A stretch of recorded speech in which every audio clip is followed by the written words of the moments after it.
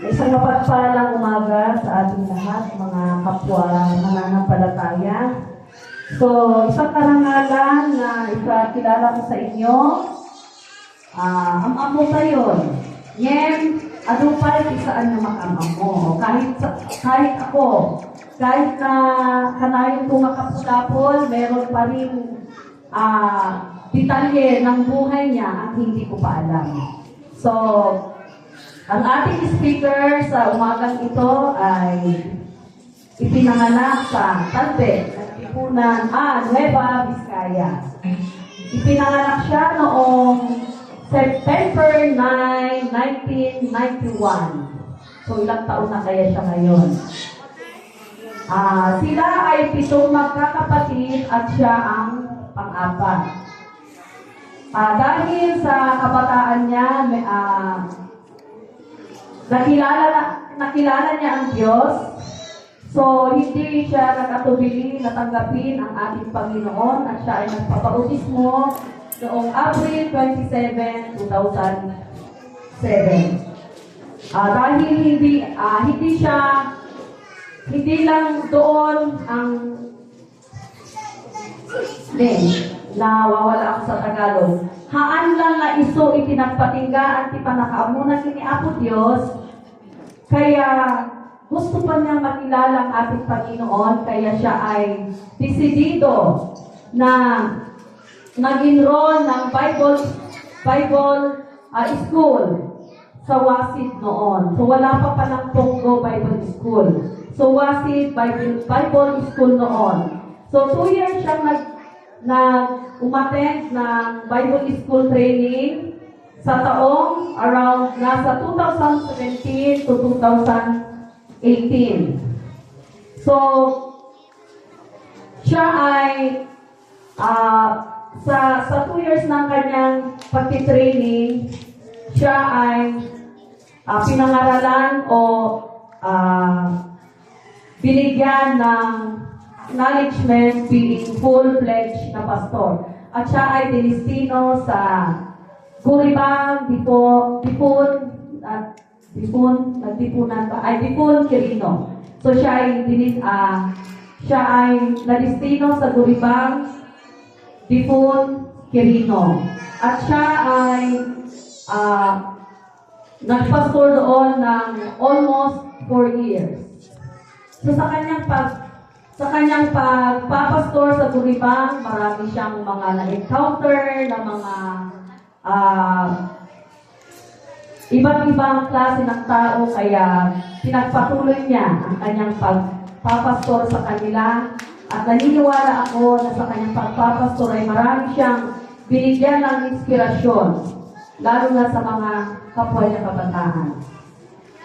Hindi nagtatapos ang kanyang pagdestino at napunta siya sa kanilang Talbe. So, nag-home base po siya sa kanila at doon din siya nagpastor ng less than one year. So, hindi po yun nagtatapos dahil gusto pa niyang makilala ang ating Panginoon at gusto pa niyang lumago sa pagiging pastor. Kaya siya ay nag-enroll at pumunta ng Bataan Bible School para sa improvement pa ng kanyang pagpapastor sa kanyang ministry. So 1 year niya sa Bataan. At pagkatapos ng 1 year, hindi siya tumigil doon, kundi namamasyal na siya sa iba't ibang churches o local churches para magbigay inspirasyon sa mga kapwa mananampalataya at sa mga hindi pa tumanggap sa ating Panginoon. So, ma-remember ko kasi ilang beses na siyang pumunta ng biro. Kaya, yung pag-mensahe niya, isa ako sa mga na-bless talaga. Na-bless sa mga mensahe niya. So, sa araw na ito, atin pong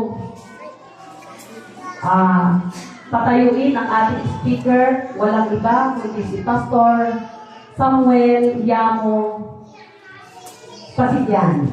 Okay.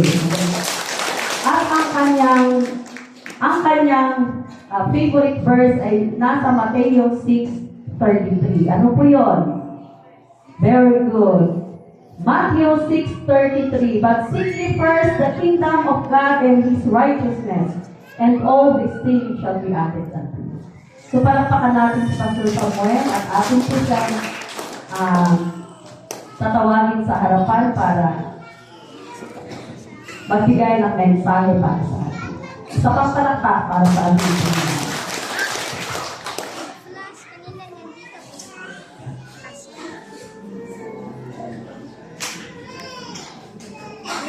God to God. Amen. Praise God. Palakpakan na po natin yung sampang sa kabuhay.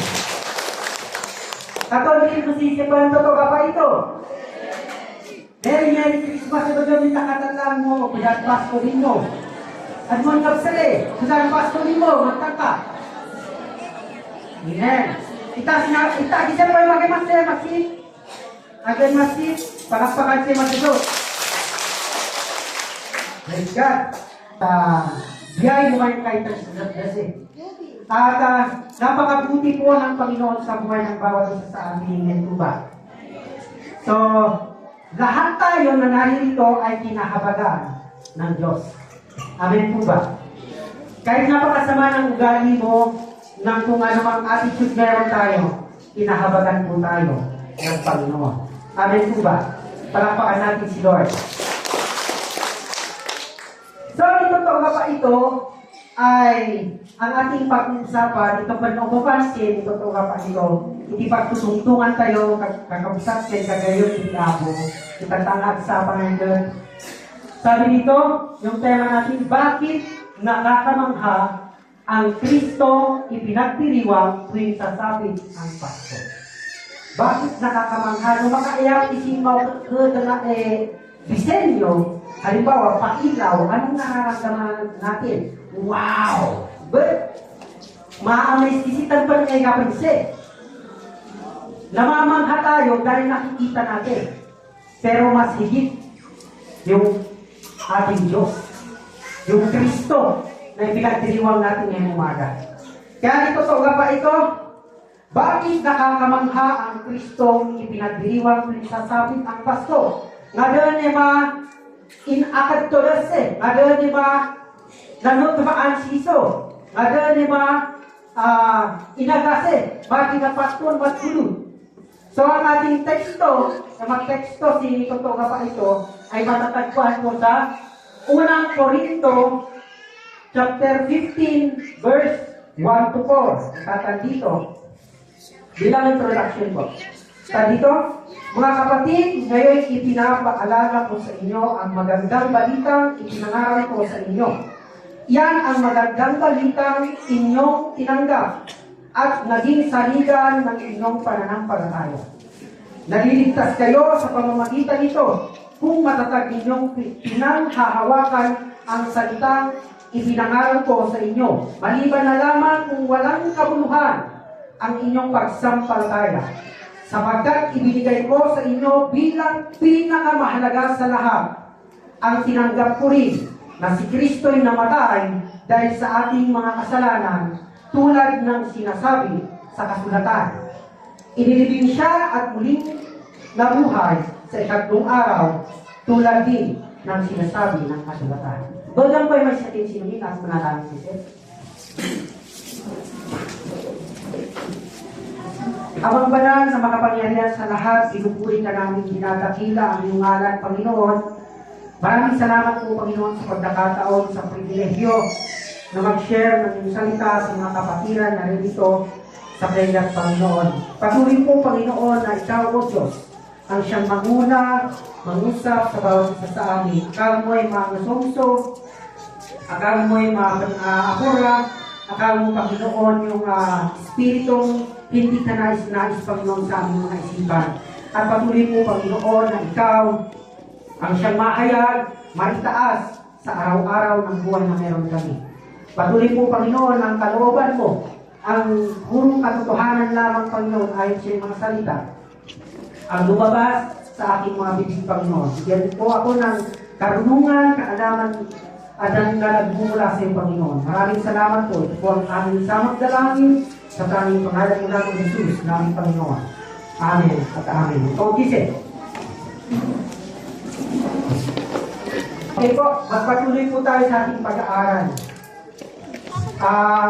Unang-una sa lahat ay nagpapasalamat po ako higit sa lahat sa mga pastor na narito, yung pastor, hanggang di ba kayo matutod, mag-iisip ba dito, sasalamatan ko yung Panginoon at nag-iyak-iyak si Abay Panginoon. Sa lahat po ng nasa labas ay pinagpapasalamat ko rin po sa Panginoon na nakasama ko kayo sa Pasko ito.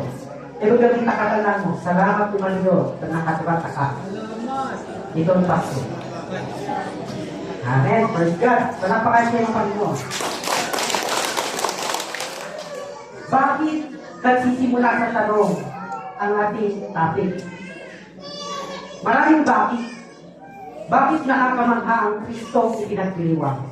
Ang alam lang natin, sa Kristong ipinagdiriwang, siya nagpanganak sa sabsaban, ipinanganak ni Maria, isang birhen, at itong Kristo na ito ay naipako sa krus, at ang Kristo na ito ay ito yung namatay para sa ating mga kasalanan.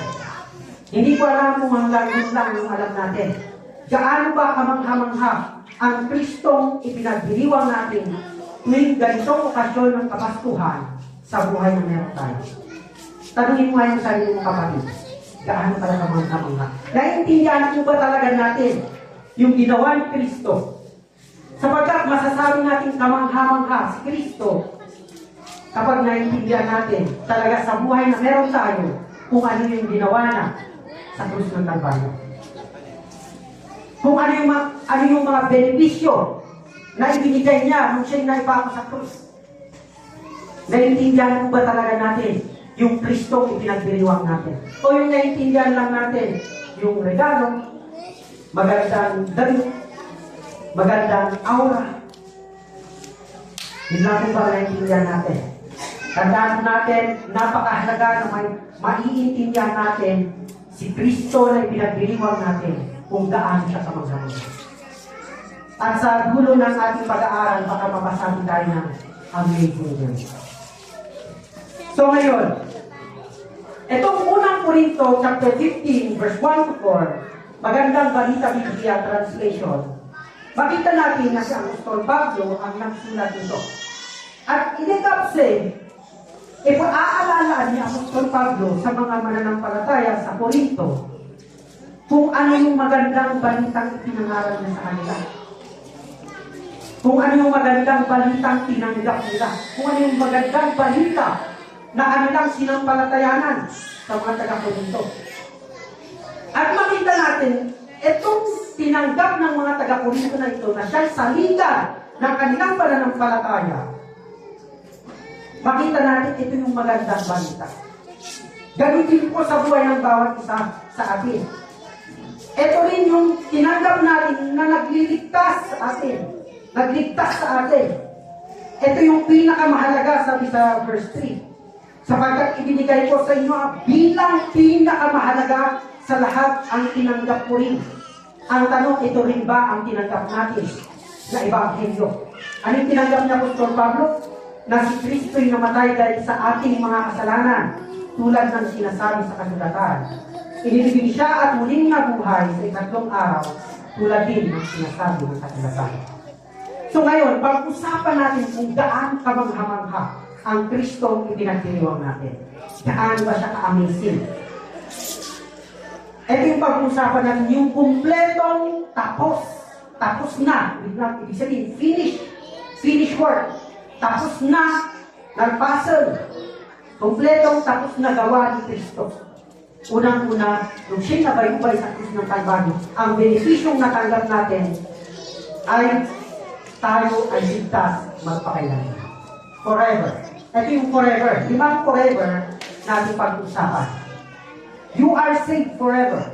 Teka pa si Mark Efeso, chapter 2, verse 8 and 9, bakit siya naging forever? Bakit siya naging magpakailanman? Ano pa nang galing na tanggagaw? Away katipto. Tatanding Efeso chapter 2, verse 8 and 9. Tatand dito, dun sa TTV, Tagalog Popular Version ng Translation na Bible. Tatand dito, sapagkat dahil sa kagandahang loob ng Diyos, kayo ay naligtas sa pamamagitan ng pananampalataya at ang kaligtasan ito'y kaloob ng Diyos. Pag sinabing kaloob ng Diyos, regalo.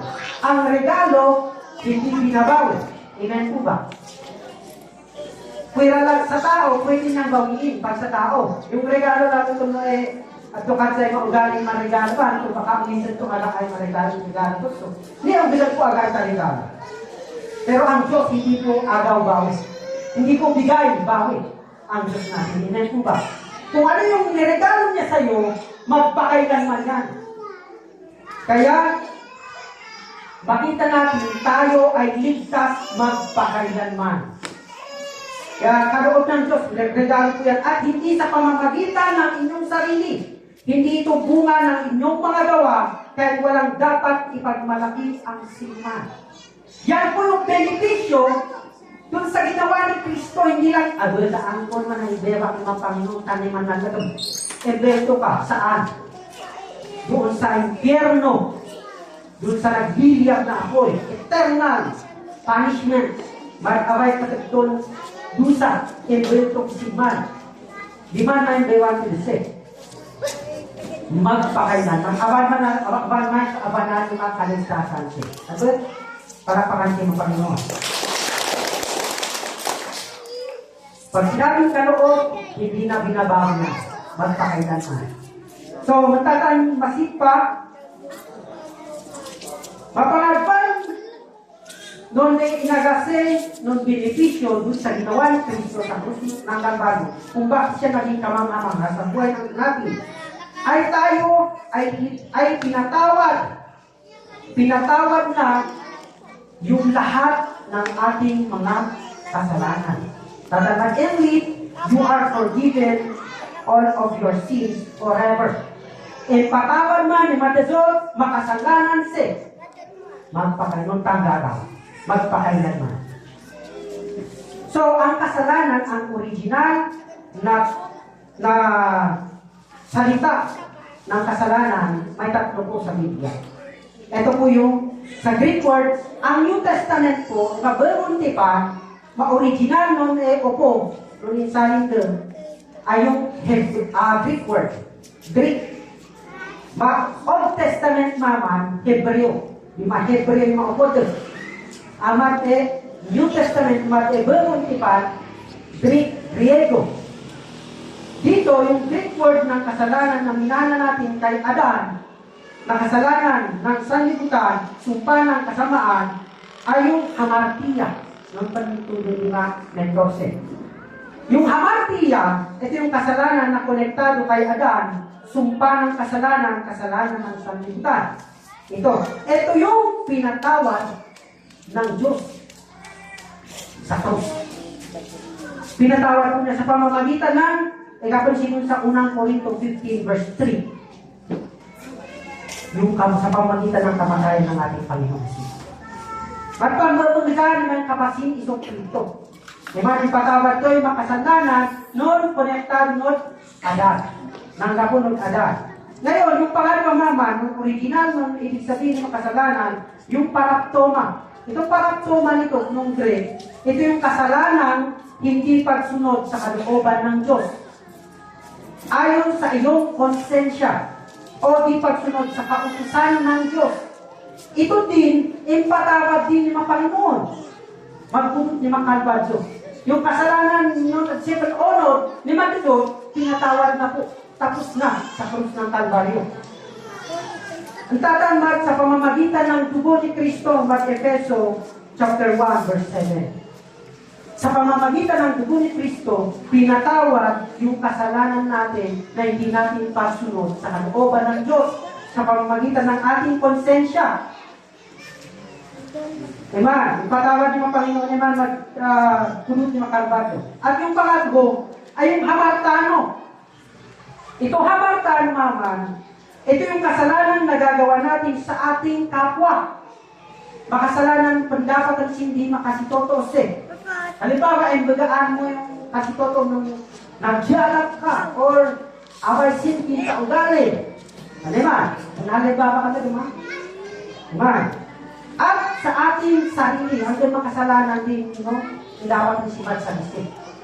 Isa rin po yan sa pinatawad ng ating Panginoon sa krus ng Kalbaryo.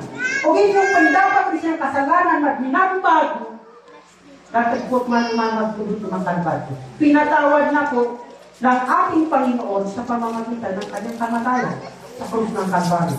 Yung kasalanan, yung hamartan, ay kapag siya mamamag, unang Juan, chapter 2, verse 2, sa pamamagitan ng paghahandog ni Kristo ng kanyang katawan.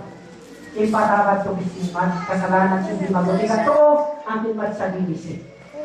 Kaya wag na po tayo maginti kung tayo nakakagawa ng kasalanan. Paano yan, pastor?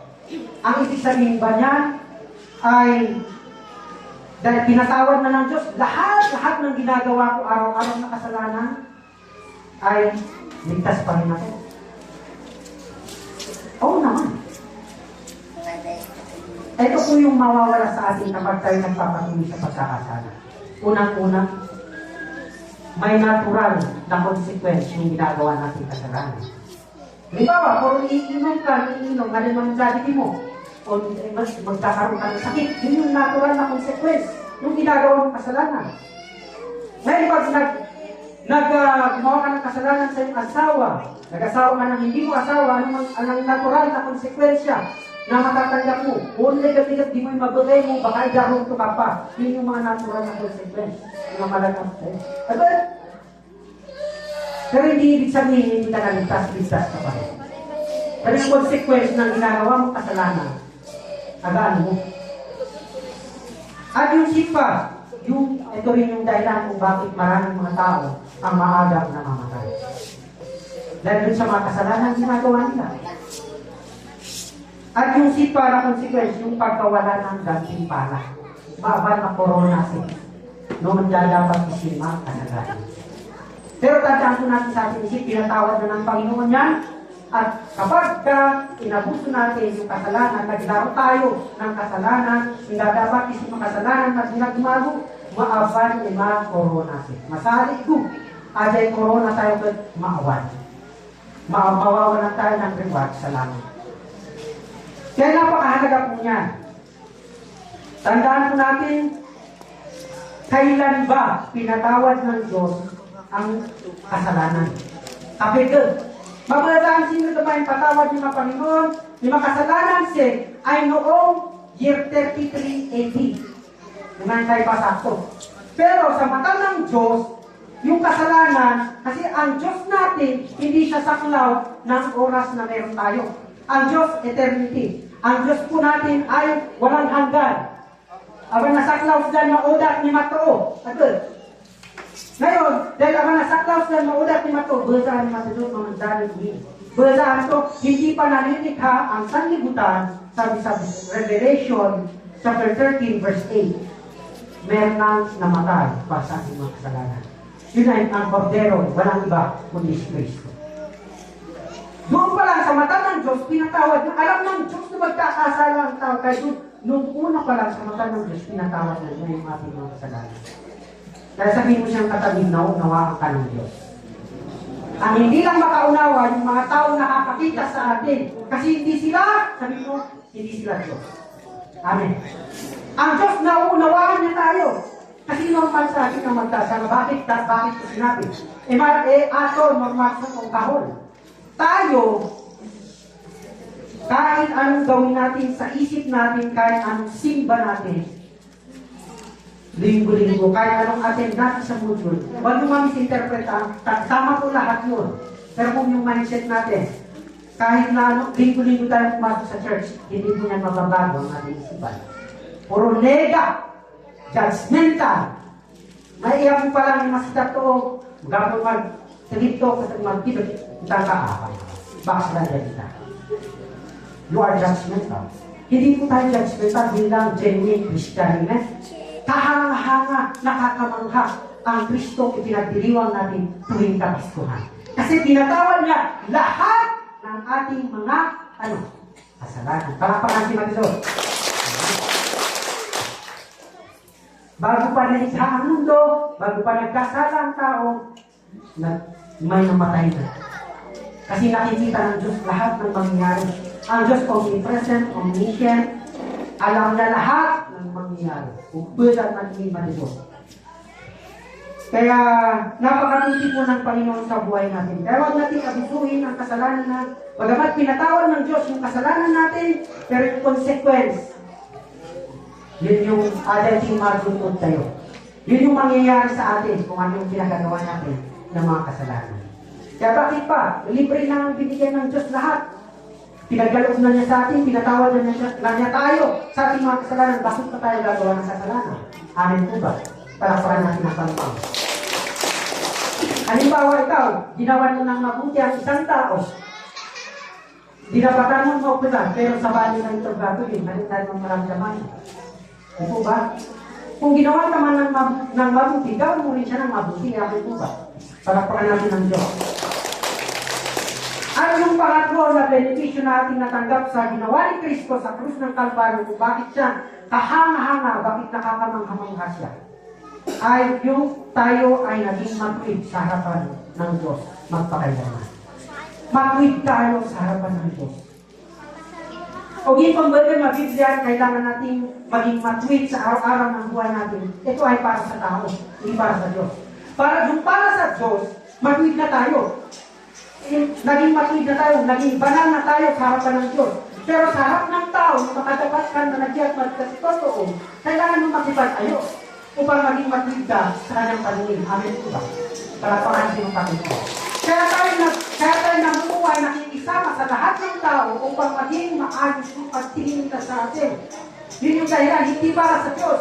Sa Diyos, naging matwid na tayo. Tinapos na niya sa krus ng Kalbaryo. Pero yung ginagawa natin sa araw-araw, pakikitungo natin sa ating kapwa, sa iman mapag-iingan natin. Kaya tayo manitawban mahal sa kausagaan. Para sa tao.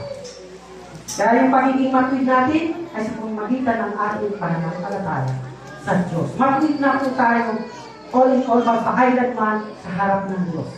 Pero dahil kaya tayo namumuhay para maging matwid sa mundong ito, ay dahil sa ating kapwa. Para sa kapwa. Kaya tayo nakikisama ng maayos para sa ating kapwa, hindi para sa Diyos. Para natin si Kristo. Kaya makita natin sa number 4, number 3. Sabi sa 3, sa Hebreo 10, verse 10. Sa pamamagitan ng kalooban niya, tayo ginawang banal. Sa pamamagitan ng pag-aalay ng katawan ni Kristo, minsan magpakailanman. Ang Biblia, pag sinabi niyang magpakailanman, abay. Hindi siya kontrata, sabi ko siyang katabi. Aba na kontrata. Pwede makain ng tuloy.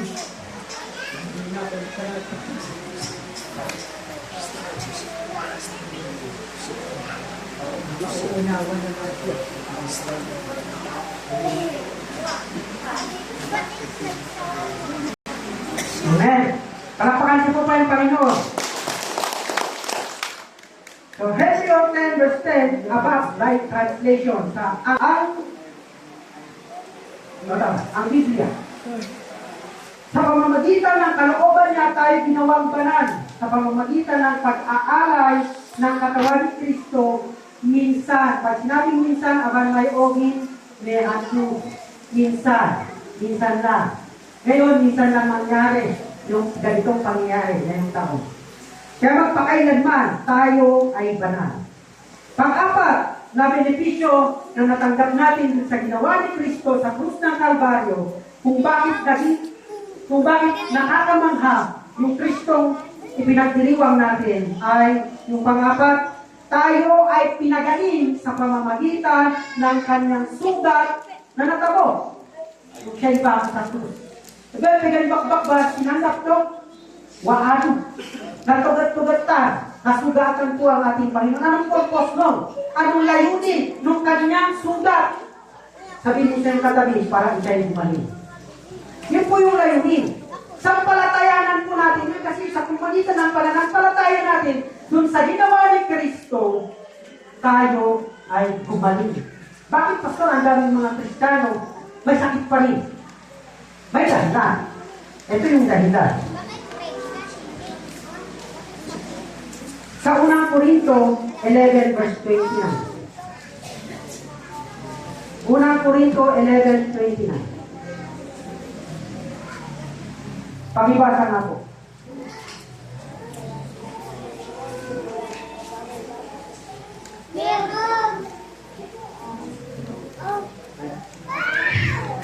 Okay, sa ako na lang. Nung pangalawa, basahin natin ulit sa Isaiah 53 verse 5.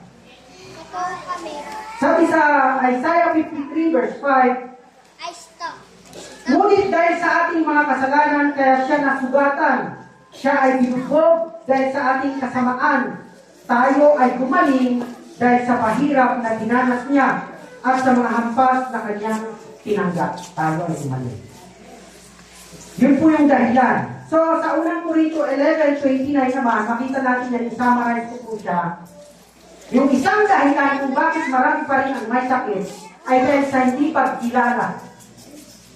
Hindi pagpapahalaga dun sa katawan ni Kristo. Yun po yung dahilan kung bakit marami ang may sakit.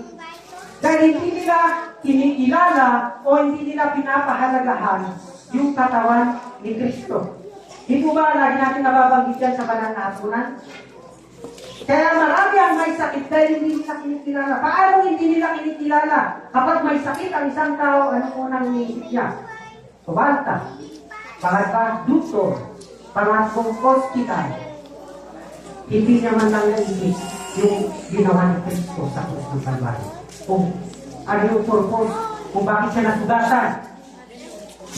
Yun yung hindi pagpapahalaga sa ginawa ni Kristo. Kaya marami ang may sakit. Yung iba namatay na sa dulo ng talata. Yung iba pa nga patay na eh. Sabihin mo sa'yo katabi, hindi ka patay. Sige po. Tarapakan natin ang Panginoon. Kaya tandaan natin yung dahilan, yung purpose, yung sugat na tinabog ng ating Panginoong Jesucristo sa krus ng Kalbaryo na siya sinampalatayanan natin ay para tayo gumaling. Kaya pag may sakit ka ngayon, you claim, magaling na ako dahil sa ginawa ni Kristo sa krus ng Kalbaryo. Palakpakan natin ang Panginoon. Magaling na po tayo, pinagaling na tayo, tinapos na ni Kristo sa krus. Kaya nakamangha talaga yung Kristo na ating ipinagdiriwang na yung Pasko. Ganun siya kamangha-mangha. Kasi maging yung physical na karamdaman natin, pinagaling niya. Pinagaling. Ang tanong, sinasampalatayanan ba natin? Yun yung mahirap. Kung lack of faith tayo. Nawawalan tayo ng pananampalataya minsan kapag meron tayong sakit. Saan tayo nananampalataya? Doon sa doktor. Hindi po masama ang doktor, pakakatulong po sila. Sila po yung binigay ni Lord. Pero yung mindset natin, kaya ilayos po natin. Unahin natin ang Diyos. Palakpakan natin ang Panginoon. Panglima, ito pa yung mahirap paniwalaan ng maraming mananampalataya. Panglima na tinapos ni Kristo sa krus ng Kalbaryo ay yung we are blessed and highly favored. Tayo ay pinagpala at pinabuhan ng Diyos. Dito ba kayo tulong ng Diyos? Magtatulog ka nga nakadot magkapit siya para ako'y pagpalain. No. Ang mindset dapat, utak si dapat, nga nakadot magkapit siya dahil ako'y pinagpala. Amen po ba? Kasi pagka ang isip po natin, mga kadot para pagpalain, hindi yung kukuyakan mo. Performance. Pero tinapos na po lahat ni Kristo yan sa krus. Kaya sabi sa 2 Korinto 8 verse 9, hindi kaila sa inyo ang kagandahan loob ng ating Panginoong Jesucristo. Kahit na mayaman, naging mahirap siya upang mapayaman kayo sa pamamagitan ng kanyang pag-ibig mahirap. Diba kay anak ni Iso, kaday na anak kanto, magsagsagan. Naging mahirap siya. Wala siyang bahay na sarili. At ito'y may bumukan na ito. Binagbat. Ang ganda naman kay pasakto, literal hubad. Diba? Daan yung hirap. ang tinamo ng ating Panginoon. Para tayo ay pagpalain. Yan po yung purpose nung mga bahay di pa natin nalalaman. Ang dahilan kung bakit naghirap ang Panginoon para tayo ay makayanan. Palapakan natin ang Panginoon. Pansinin po ninyo ang New Testament, puro pananampalataya. Faith, faith, faith. Yung nananampalataya ka, sa hindi mo nakikita, hindi pa pa. Kasi inuman siya. Sa'yo man naman say, tayo kasi, yung bilang normal na tao, ang isip natin, to see is to believe. Pati sa kita. Pero matutog gamak po, manibaan siya, yung matsipan niya dapat. Ang maniligap siya, dapat ni Kristo. Pero manunod tumaan siya. Nanunod tumaan siya, ba't manilapaton? Pinagpala na tayo ng Panginoon. Pinapuran na tayo ng Diyos. Hindi na kailangan magpagugam para ikaw ay paburan. Pinapos na ni Kristo sa kusong Kalbaryo. Kaya nakakamangha si Kristo. Yung Kristong pinagdiriwang natin. Palapakan natin ang Panginoon.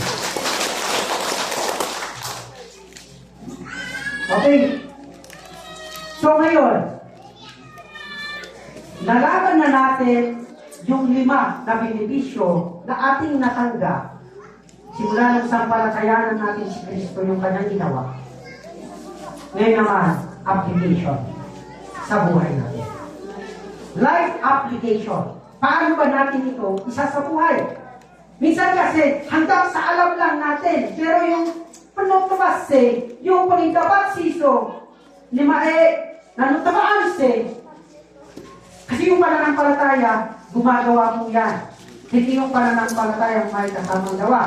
Yung totoong pananampalataya, kung saan gumagawa yan. Hindi mo na kailangan, oy, tanin ito na katanis. Oy, pusa po yan na gumagawa. Amen po ba?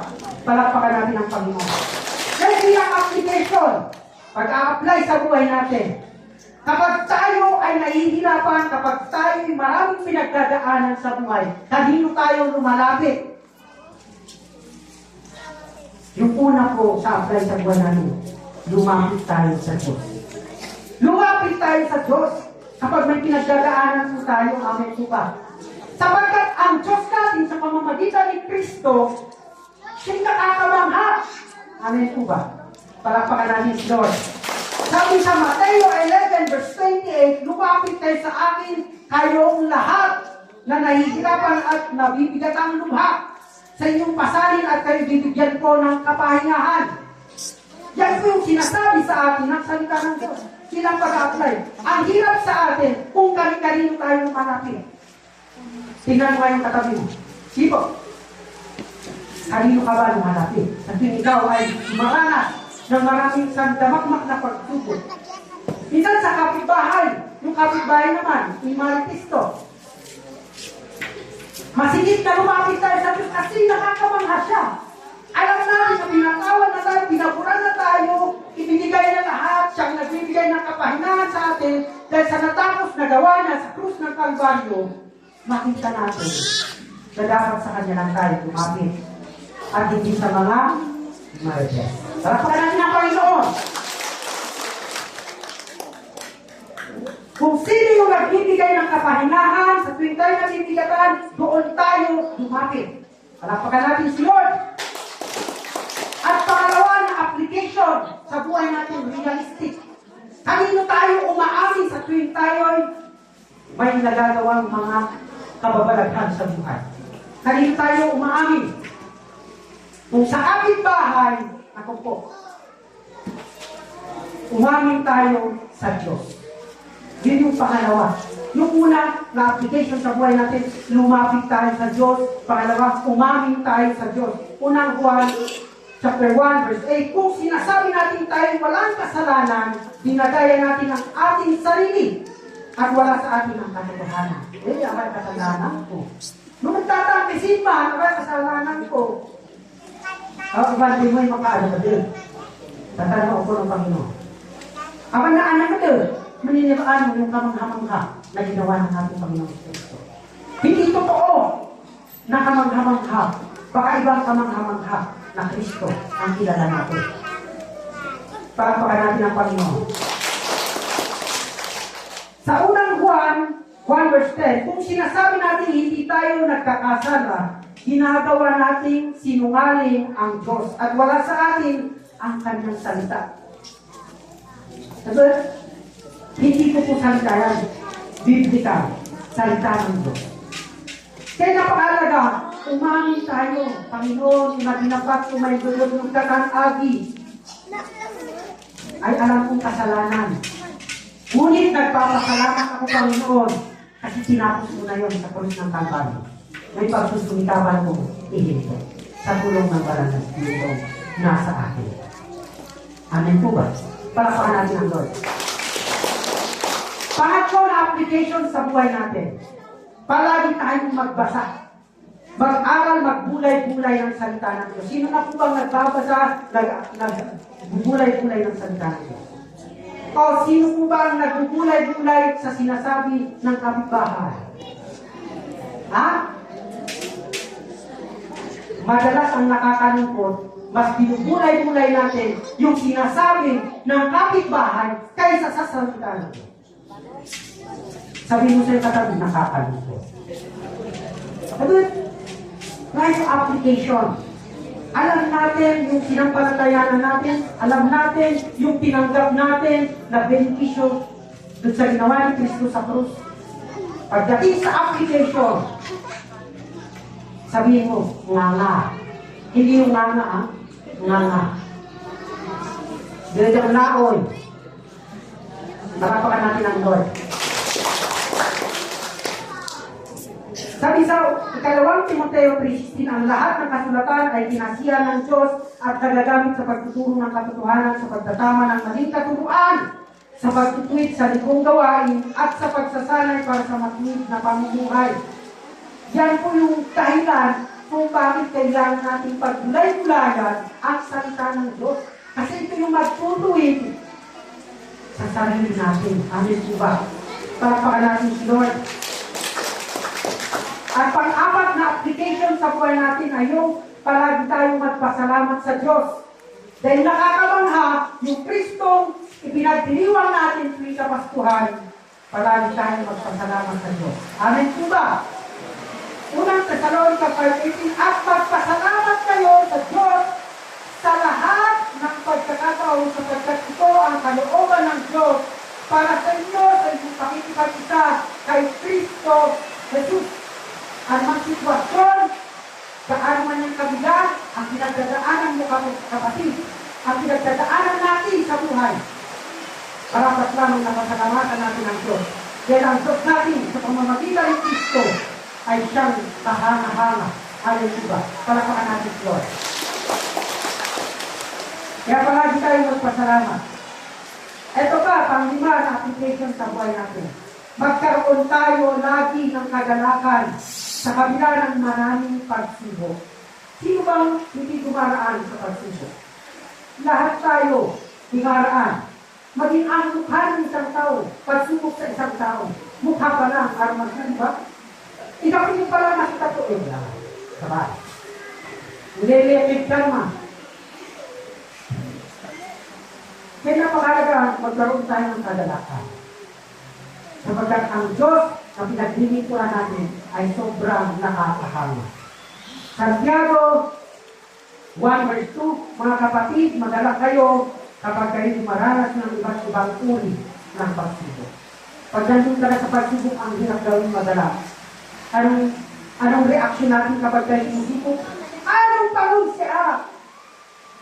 Matupay mabagta kayo. Nagturo pa tayo ng iba. Diba? Nanisi pa tayo. Pero sabi ng Panginoon, nais ng Diyos, magkaroon tayo ng kadalakan. Sapagkat naiintindihan natin kung gaano kahanga-hanga, kung gaano nakakamangha yung Kristong pinagpilihan natin. Tuwing Pasko, palakpakan natin ang Panginoon.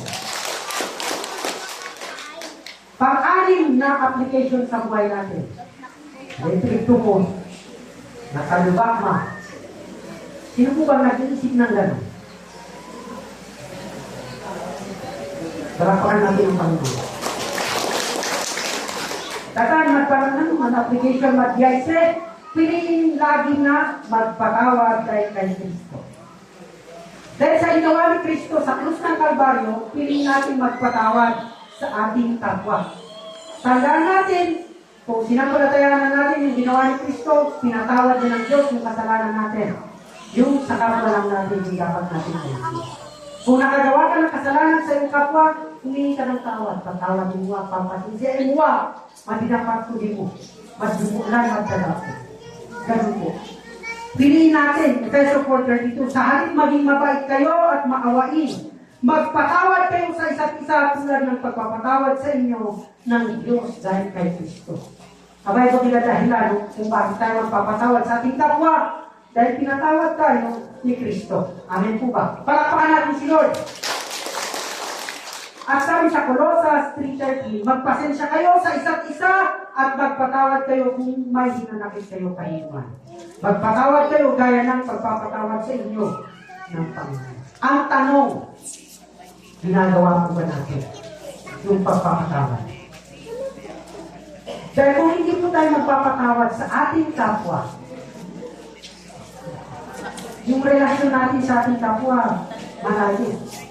Panag-e-level din man ang panag-iyak ko. Pag hindi maayos yung issue, anong mangyayari? Level. Papataasan ng pride. Pero tanda natin pinatawad ko tayo ng Diyos. Dahil sa pagpapatawad ng Diyos sa asin, marapat lamang na magpatawad tayo. Parapan natin ang Diyos. Pang-pito, last but not least, na application sa buhay natin, ay yung piliin natin lagi na magmahal. Kaya po kayo makatalang. Makatalang mo. Di mo ba, nandyan ba, katabi mo ba yung hindi kayo ibig-ibig? Katabi mo ba? Katabi mo ba natin yung mga taong hindi ka mahal-mahal? Tandaan po natin, ilikha sila ng Diyos, kinahabagan sila ng Diyos, lahat tayo kinahabagan ng Diyos, kaya piliin natin magmahal. Amen po ba? Palakpakan natin si Lord. Sabi sa John 16:12, ito ang aking utos, magmahalan kayo, gaya ng pagmamahal ko sa inyo. Hindi niya sinabi, magsakmalan kayo, mag-away-away kayo, hindi niya sinabi. Kung di sinabi ng salita ng Diyos, magmahalan kayo. Magmahal. Ibig niya mga katalang, magmahal. Habang ulit ng Biblia, sinabi, magmahalan, pero ang ginagawa natin, magsakmalan, mag-away-away. Napakaliwanag ko ng salita ng Diyos.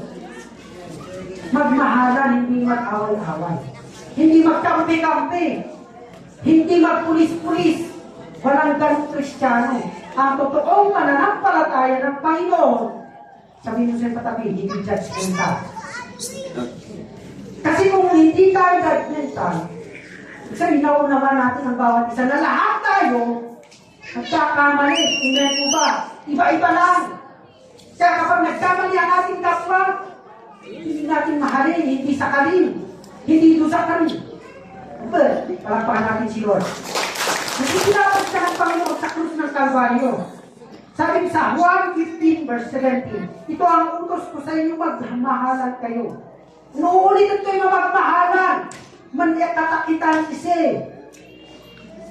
Hindi niya inulit na magsakalan. Ito ba? Hindi mo kailangan maging genius, maging magaling sa research para maintindihan mo itong salita ng Diyos. Amen po ba? Hindi mo kailangan mag-doctorate. Hindi mo kailangan mag-aral sa napakataas ng paaralan para intindihin mo yung pagmamahal. Amen po ba? Magmahalan tayo. Hindi magsakalan. Palakpakan natin ang Diyos.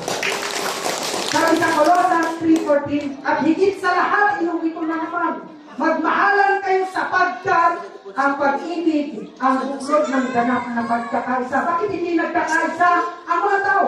Dahil puro ligit mapalibig. Puro sapili.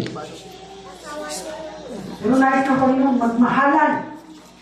At sabi sa Hebrew 13:1, patuloy kayong magmahalan, hindi na sinabi, ngayon lang kayo magmahalan. But, patuloy. Yung salitang patuloy, gano'n.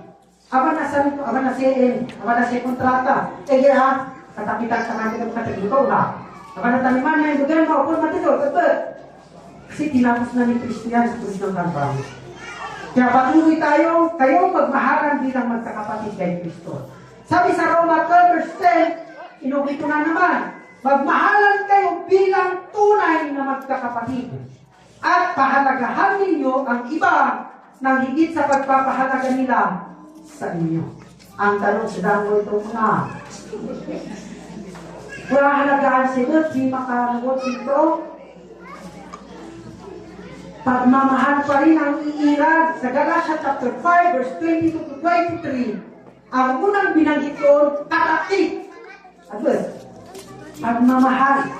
Napakahalaga po niyan. Yung katapik na yun, inihalimbawa ng Diyos sa atin sa pamamagitan ng ginawa ni Kristo sa krus ng Kalbaryo.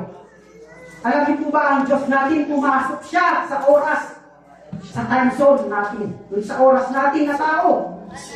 Dahil sa pagmamahal niya sa atin. Kaya dapat magmahalan tayo. Hindi mo basta-basta. Yung pagbibigay ng halimbawa ng Diyos sa pamamagitan ni Kristo ng pagmamahal sa atin. Amen po ba? Para pa kayo sa Panginoon. O, nagkaroon, nagmumulakis eh. Pag lumabas tayo na naman, ito yung tanong, hindi ba na naman natuo yung konteksto hindi ba na naman natuo yung sigarise, hindi ba na naman natuo yung publiko natin. Hindi ganun ang mananampalataya. Ang genuine believer of Christ, hindi ka nauunawaan lahat. Kasi si Jesus Christ, nauunawaan niya tayo. Kahit gaano tayo kasama, nauunawaan ng Diyos. Yung mga pinagagawa natin. Ang hirap sa ating mga tao, hindi natin maunawaan. Tugtog po kinapsi, awal mo yung dulo. Saan po yung mga filosofi. Napakalaga po sa buhay natin, pili natin magmahal. Kaya sabi sa John 13 verse 35, kung kayo mag-iibigan, makikilala ng lahat na kayong mga alagad ko. Makikilala ng lahat nung alagad isinisoklit to, kung may iyak, makatakis. Kasi, ngayon, kung puro tayong away, wala tayong pagkakaiba, yung sa mga doon, awan na, manutula. Amen sila. Palapakan natin si Lord. So ngayon, yung 7 na application sa buhay natin, dahil kahanga-hanga yung Kristong ipinagdiriwang natin yung kapastuhan. Pagsumitapan po natin gawin. Yung application sa buhay natin. Huwag na kung sino-sino yung lapitan natin. Huwag kung sino-sino tayo aamin. Umamin tayo sa Diyos lang. Palakpakan natin si Lord. So, bilang conclusion, ay yung ating napag-aralan, ang dami po. Kung ano yung tinanggap natin, kung ano yung sinampalatayanan natin sa ating Diyos na si Kristo. Yung 5 benepisyo natin natanggap sa Panginoong Jesus, yung sa ginawa niya sa krus, huwag po natin kakalimutan yan. Dahil yan, sa pamamagitan ng pananampalatayang ito, na sinasampalatayanan natin, yung ginawa ni Kristo, kompletong ginawa ni Kristo. Kapag nakulangan siya, kapag nagagagawin siya, matinapat ni Kristo. Sakto lang, lahat, complete, nandun na lahat. Binigyan tayo ng Diyos ng eternal benefits at earthly benefits. Maging sa mundo ito, binigyan tayo ng Diyos ng benepisyo, pinagaling niya, yung karamdaman natin, pinagpalan niya tayo, pinaburan, at yung sa eternal, yung sa walang hanggan, niligtas na tayo, pinatawad niya yung ating mga kasalanan, at higit sa lahat, ginawa niya tayong banal, magpakailanman. Salamat po, at sa Diyos ng papuri. Palapakan natin ang Diyos.